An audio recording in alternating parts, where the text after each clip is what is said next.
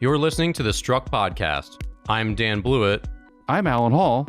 And here on Struck, we talk about everything aviation, aerospace engineering, and lightning protection.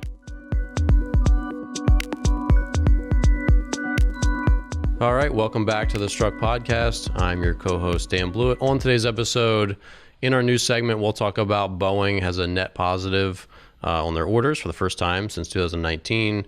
Southwest is looking to order 300 737 MAXs, which obviously ties into both, and the COVID recovery, which is great. In our engineering segment, we'll talk about Honeywell. They have a new turbogenerator that can potentially power a lot of hybrid electric aircraft in the future, which also runs on biofuel. And then our EVTOL segment, we're going to talk about Ehang. A new lawsuit was filed today against them. We'll talk about the Loyal Wingman drone, which is a Boeing project out of Australia. And lastly, we'll talk about lithium-sulfur batteries and the implications they might have on the electric aircraft market. So, Alan, let's first talk about Boeing. This is good news. They've got net positive orders since first time since 2019. And it sounds like things are on the up and up. Yeah, well, at least in terms of 737 MAX sales, they're going to be, because there's just going to be a huge backlog of companies that were waiting for the aircraft to get, quote unquote, recertified for use again.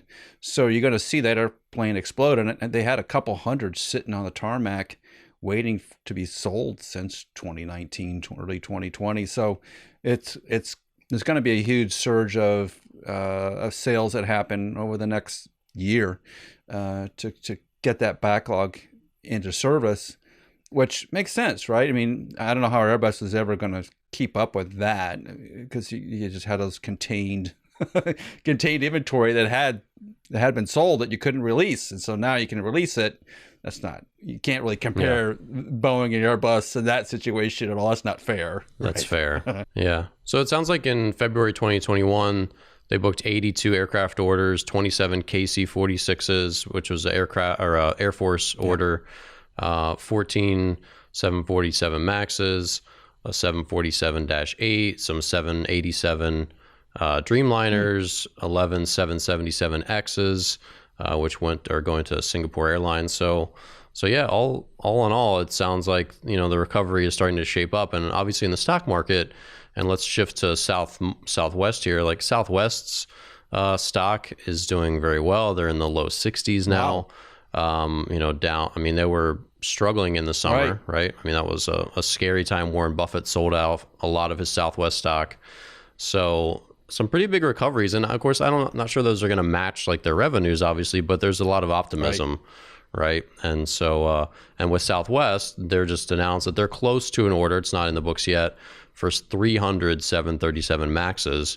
Now, do you feel like the public is going to understand this? Because the 737 MAX is still this embattled, scary plane that people are probably rapidly forgetting about. But still, there's that public image of this is an unsafe plane. That's a really good question because there's been so much news about it. And because the name sticks, it's just like, if you say Airbus A321, I don't think that sticks, but that MAX marketing logo stuck.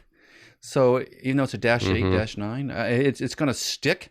And I'm not sure how that's going to play out in the public perception of it because, Southwest does a pretty good job of, they're flying 737s, and you know that, right? Every airplane on Southwest is a 737. But you see a lot of -700s and -800s when the flight attendants get on the PA system and say, hey, we're flying in a MAX. What does that mean? I'm not sure how that's going to play out yet. And I haven't seen any marketing on behalf of Southwest that's trying to explain that. They may need to. They may need to do that. Yeah, in this article by airlineratings.com, it says the Southwest order, whatever its size, would be a massive boost for Boeing. And it comes as airlines report no negative feelings toward the MAX from passengers. So it sounds like in internal surveys or whatever, people aren't really concerned about it. I'm a little shocked by that. Which does sound surprising. Yeah, right. Yeah, it does sound surprising. Maybe because of the COVID and no one's traveling, that it's just fallen off the radar screen in terms of news. For a while there, it seemed like that's the only thing you're reading about. There's all the trouble that Boeing was having and the Boeing CEO leaving and the turmoil and going in front of Congress and all of that. Maybe it's been enough time and time's gone on as society's in another place. They're not thinking about it. That's fascinating. I would have thought that would have stuck a little bit longer, but that's good because the Max is a very good airplane. It obviously is. It had now double scrutiny. Went through certification once, and then it went through certification a second time, so to speak. So probably the most regulated aircraft in American history is the 737 Max. Should be in pretty good shape, you'd think. Yeah, it's kind of like if there's a attack or there's a shooting somewhere, it's pretty inundated with policemen the next day, right? There's a lot of security there the next day. So there's that. But I think there's also just, you're an aviation, lifer.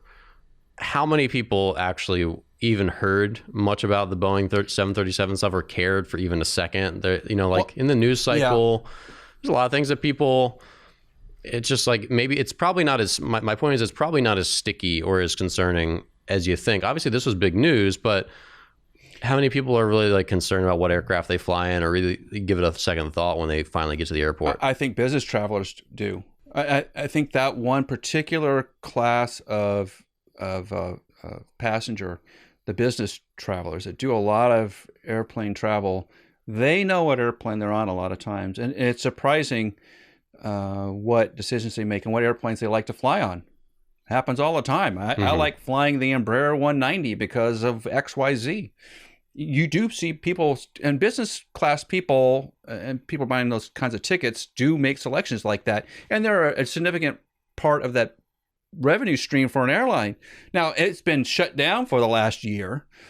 So maybe that's why you're not seeing it so much, because people on vacation don't seem to care that much what airplane they're on. They just know it's going from, someplace cold to someplace warm like Florida. That's what they know. But the business traveler knows, and that's the segment that really hasn't come back alive yet. So I think they still got to play that one out as the business flyers start to pick up in the next 6 months. And they may have a little more work to do than they think. Yeah, one, it's also not as prominent. It's not like Uber, where you call an Uber and it's like, you're getting picked up in a Honda Civic, right? It's not like this big button. It's not like this really heavily touted thing when you book your, like I booked a couple flights recently. I don't know what plane I'm on for any of them. Really? I could certainly find this, but it's not like thrown in your face, like, congratulations, you just booked an Airbus A220. Oh.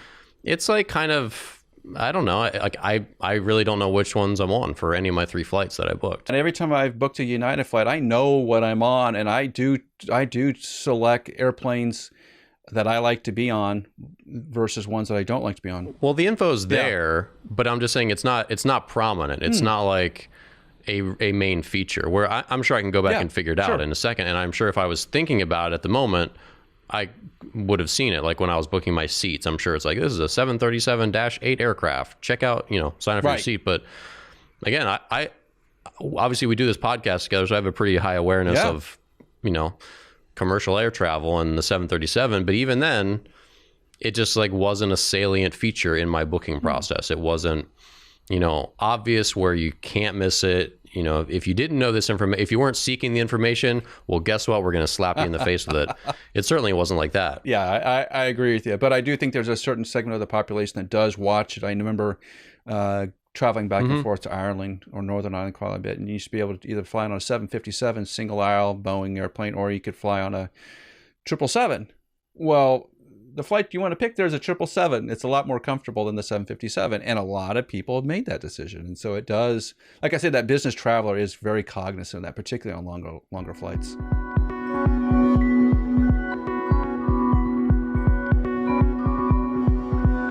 All right, so moving on to engineering today, let's talk about Honeywell's, their new turbogenerator. So this is really interesting because, we've talked about the power density issue with EVTOLs, how batteries are just maybe not quite there yet. And so this seems like it could be a pretty viable solution, albeit maybe an expensive one. But their newest turbogenerator at 280 pounds, it can generate 1 megawatt. And this is going to be able to provide some serious juice to electric engines. Alan, you have a pretty good awareness of this turbogenerator. Run us through some of the specs and what this thing can do and what its applications are. Well, just keeping it at a top level here at first is that I think one of the issues that the battery-powered aircraft are going to have is one, range, and two, what happens if, right? Sort of that, what does that backup system look like in terms of power storage? And essentially what Honeywell and a couple others are proposing is this, what I would term as an auxiliary power unit. It's a generator system, so it's got an engine, this one burns diesel and a couple other fuels, aviation fuels, and creates electricity. So it's not particularly complicated, and at 280 pounds, it's not bad on weight. But you are paying for all the engineering and the design and the manufacturing of such a thing. So it's not going to be cheap to do. But I'm also wondering if it's not the initial thing to do to get the aircraft flying with all the bells and whistles. Do you have that backup system on board? Do you eat the 280 plus pounds? Let's just say all in 500 pounds, probably. Can you eat the 500 pounds to add more range to your aircraft? It may be worth it. And that's where Honeywell and Rolls and a couple others are headed. Are like, hey, everybody, if you want to go 200 miles, can you really do it with the battery technology today? I don't think so.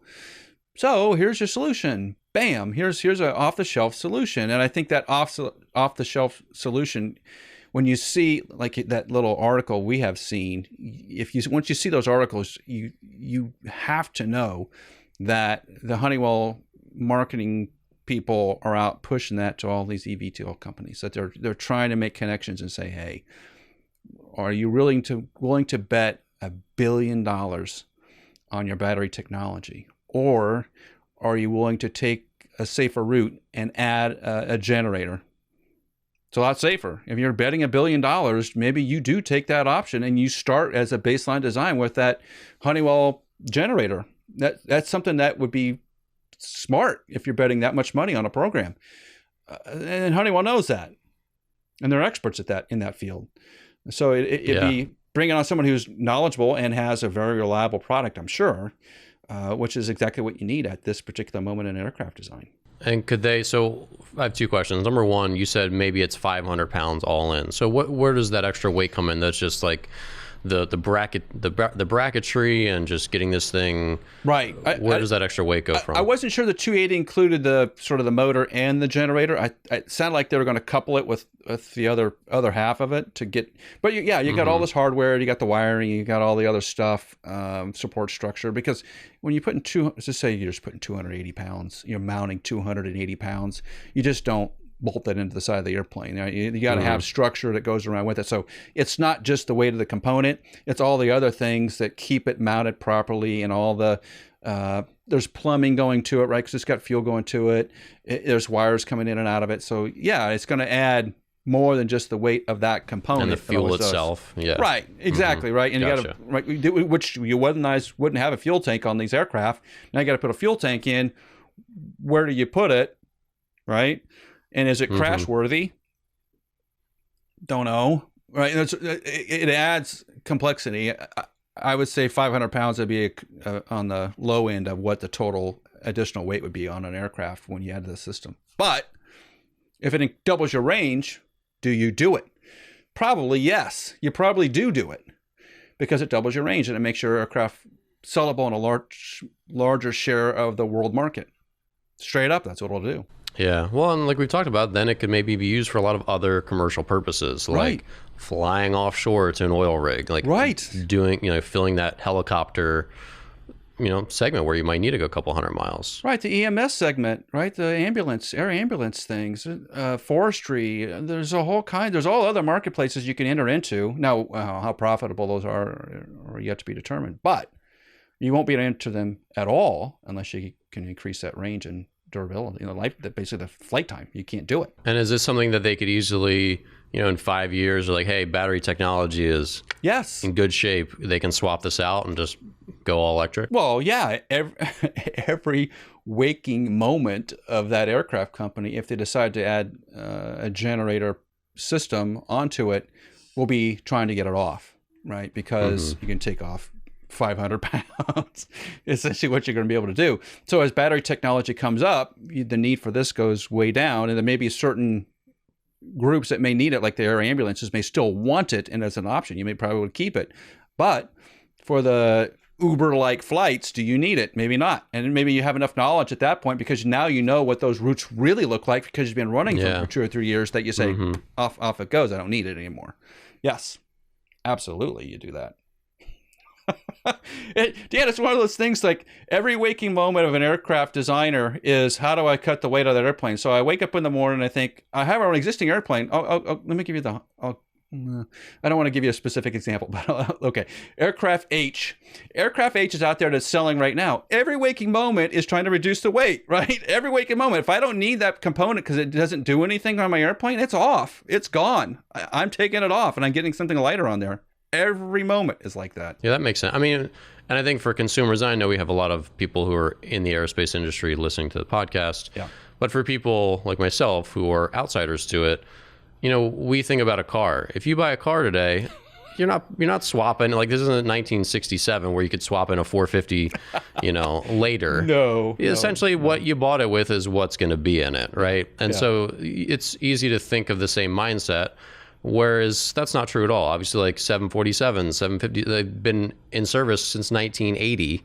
You have a 40-year-old aircraft that's had new jet engines put on it multiple times and all these upgrades, new cabin upgrade. I mean, everything's changed. So I think just for the more service level consumers, like myself, it's interesting to think about how swappable some of this stuff is. And like you said, if there's a new, better lavatory seat that weighs 87 less grams, they're going to put that on in 2 years or whatever, right? Yes, they are. Anything to save weight. So yes. So yeah, it's a good perspective to keep in mind for all of us layman folk. So, well, let's transition here since we've been talking about electric. Let's transition into EVTOL. So, first on our notice, and this will be just a quick stopover. Ehang is officially getting sued. So it looks like a couple different law firms. It's a little unclear to me. One's definitely a class action. There's another, it's a call for those who have suffered losses above $50,000 to reach out to this other law firm. And the complaint has a couple different things. I'll read the 5 main ones. So purported regulatory approvals in Europe and North America for its EH-216 were for use as a drone and not for carrying passengers. Right. That Ehang had a relationship with purported that their primary customer is a sham, that they've only collected on a fraction of its reported sales, and that they've been their manufacturing facilities were practically empty and lacked evidence of advanced equipment and employees. And as a result, some of their public statements were materially false and misleading to shareholders. Right. So this is obviously directly, seems like, tied to the Wolfpack research stuff, which we talked about before. Right. But now they're moving forward with a lawsuit. And so I don't know that this provides any more legitimacy because we still don't know how legitimate the Wolfpack research stuff is. Right. We don't know. But are these law firms going to get engaged in this if there's no merit whatsoever? I'm not sure. I have no experience in law and I don't know. But this is certainly an interesting result because now Ehang is going to have to defend itself in court. There's going to be the whole, exploratory period. Is that what it's called? Yeah. Right. Where to take depositions and they're going to have to make good on their claims and Ehang's going to have to provide evidence of their position. So some interesting stuff will come out of here and we'll figure out what's true and what's not, I suppose. Well, I mean, you may never ever figure out what's true or not, but I think what happens in financial disclosures is that at least in the United States, you don't want to make false disclosures or be seen as making things that may be interpreted as false, right? So you be very careful. When you see financial disclosures made by any corporation in the United States, are usually very direct and do not make extravagant claims without having a lot of data to back it up because this stuff happens, right? So you want to sort of downplay what you think your perspectives are going forward. And if you ever read financial statements out of companies, they're very dry and bland for the most of them because they're trying to make sure they can back up everything they say. And they'll say like, hey, this is forward-looking information and we're not, things change and we can't guarantee, none of this is guaranteed. But if you're making statements that become sort of indefensible, you got to be really careful. You got to back them up. Otherwise, at least in the United States, you're going to have this class action lawsuit thing pop up, which is, it's part of the system. I guess it's part of the checks and balances in America. It's a weird way of doing it Dan, don't you think so? Like the only way to get a check and balance on a company is to sue them. Like, okay. Not sure that's the best way to do it. Yeah. So we'll see how that evolves. It's continuing just to be an interesting situation with Ehang, and just to figure out what's true and what's not, because it's certainly not the case that everything in the Wolfpack research thing was correct. And there's some context, and I'm not over in China, so I have no way of knowing. And I think most people, and I've read some more articles about, from people that have a position in Ehang and they're defending him, and their claims, their counterclaims weren't particularly strong. They're like just sort of saying, no, that's not true. No, that's not true. That's not true. They didn't, there doesn't seem to be a lot of direct evidence besides the videos. But again, the videos could be misleading in lots of different ways, right? So anyway, moving on, in Australia, there was an interesting test flight with the Loyal Wingman drone, which is a Boeing project for the Australian Royal Air Force. And this thing has a pretty significant range. It's got swappable noses, which they can change depending on the mission. They've signed an agreement of $115 million to buy 3 more of them, which will increase their total to 6 of these Loyal Wingmen. And Alan, I mean, you have some thoughts on the design of it and the aerodynamics of it, that you think maybe it's not going to have a tremendous range. Is that right? Well, it seems like it's got to be mostly gas tank and engine, because it doesn't have a lot of lifting surface to it. So it's got to go really fast to go very far. So it's not going to loiter, right? It's not like a Global Hawk, which is going to sit at 70,000 feet for hours at a time and just circle around a target or a piece of land and monitor it. It seems more like a fighter aircraft than anything else, based on its sort of layout and template.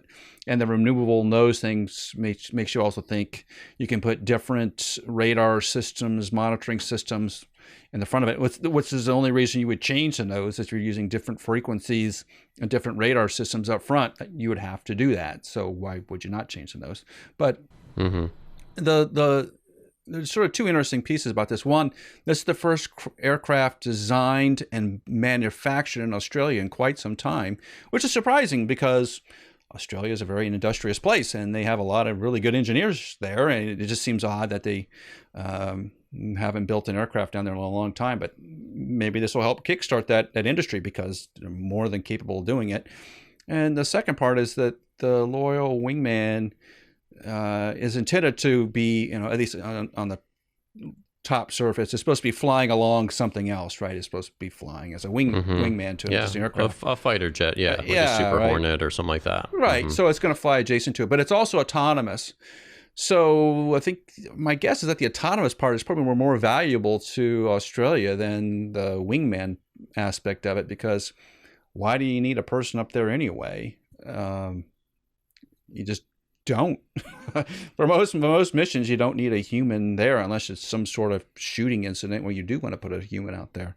And even in the case of the United States, a lot of shooting incidents today happen off of drones, and missile strikes are off drones. Very similar to this Loyal Wingman thing. So it's a very interesting concept, but because it is not a loitering thing, it's more of a fighter jet, autonomous fighter jet, which is fascinating.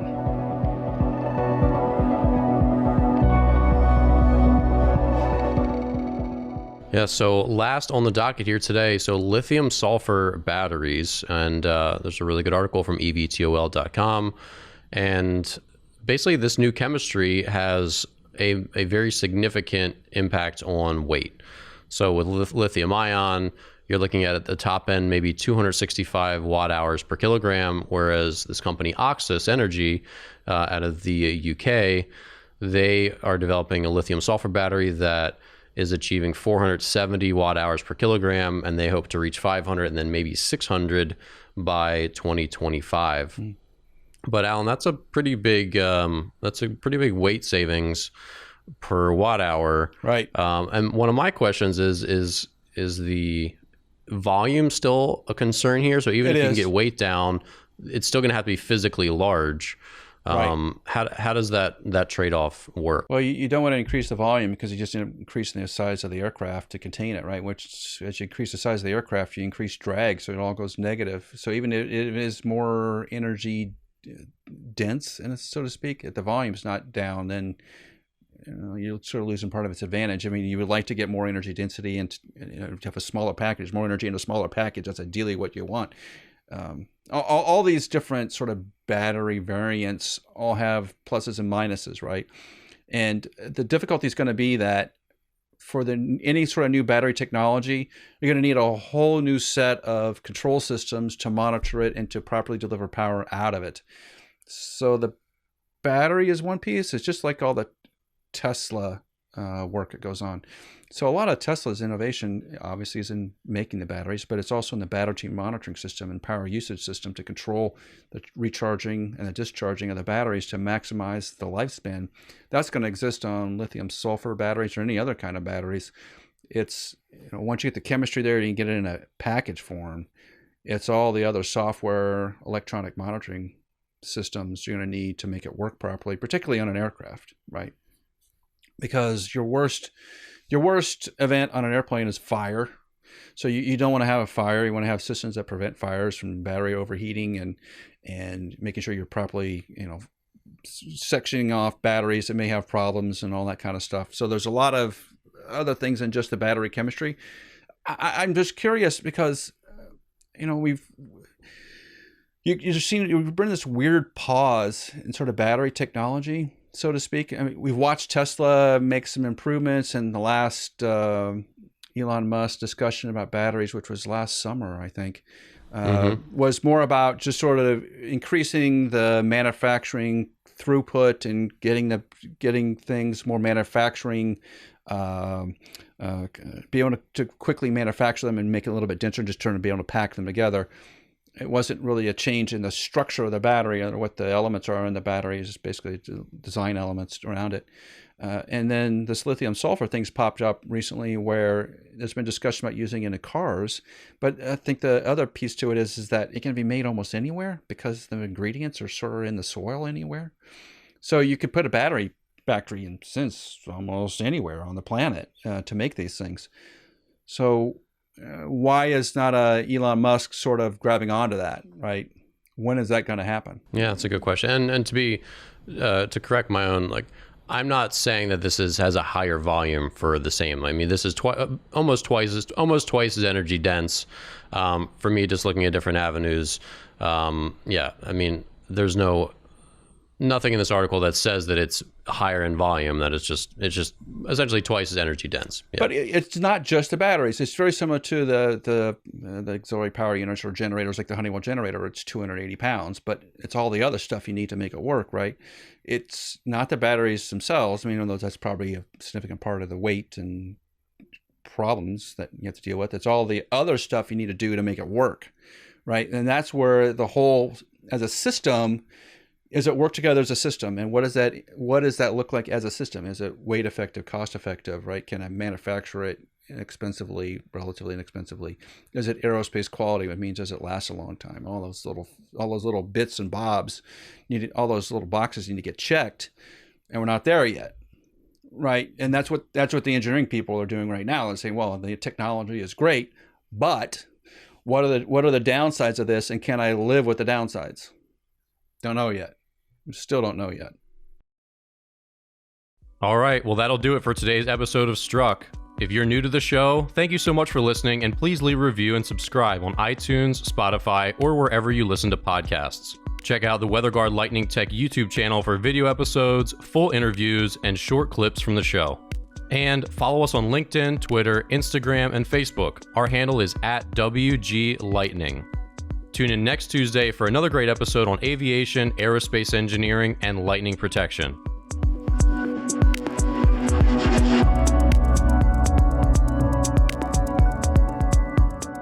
Strike Tape, WeatherGuard Lightning Tech's proprietary lightning protection for radomes, provides unmatched durability for years to come.